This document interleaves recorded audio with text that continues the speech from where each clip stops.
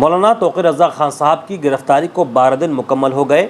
इस बीच आपके जहन में कई तरह के सवालात हैं कि आया मौलाना तौक़ीर रज़ा ख़ान साहब को किस जेल में रखा गया है, उनके केस की पैरवी चल रही है कि नहीं चल रही है, उनसे मिलने दिया जा रहा है कि नहीं दिया जा रहा है। इस तरह के कई सवालात आपके जहन में हैं।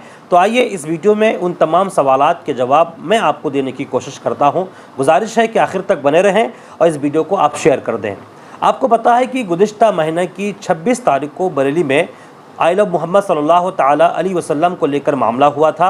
उसके एक दिन बाद यानी कि 27 सितंबर को मौलाना तौक़ीर रज़ा ख़ान साहब की गिरफ़्तारी हुई थी।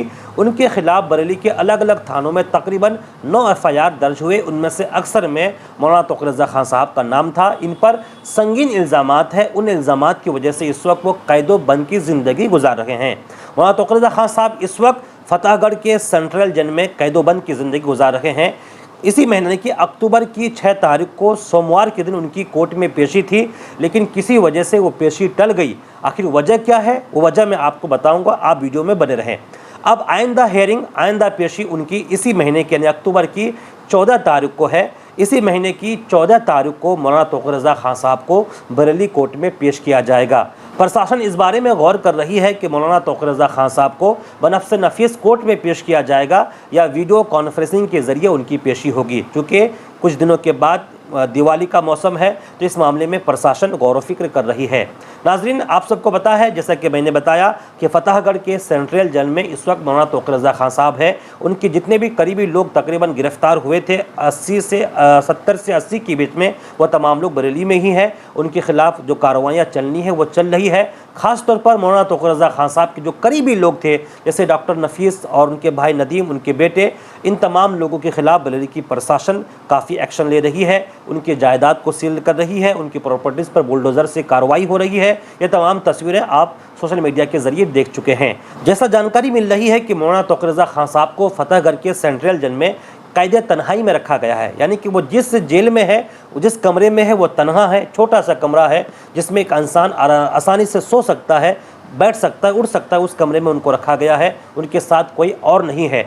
और ये जानकारी ये भी मिल रही है कि मौलाना तौक़ीर रज़ा ख़ान साहब से जो उनके जो रिश्तेदार हैं, घर वाले हैं, मुलाकात कर रहे हैं और काफ़ी तलाशो ततब्बो के बाद मुलाकात हो रही है। और जेल में मुलाकात का जो सिस्टम और तरीक़ा है कि बीच में दीवारें होती हैं और जालियों की दीवार होती है, एक बार कैदी, दूसरी तरफ उनके लवाहिकीन, जो तरीक़ा है उसी तरीके के मुताबिक उनकी मुलाकातें चल रही है। और ये भी जानकारी मिल रही है कि मौलाना तौक़ीर रज़ा ख़ान साहब को उर्दू हिंदी की किताबें दी जा रही है, जिससे वो मुताला कर रहे हैं। अब वो उर्दू की कौन सी किताबें हैं, इस बारे में कुछ मज़ीद जानकारी नहीं है।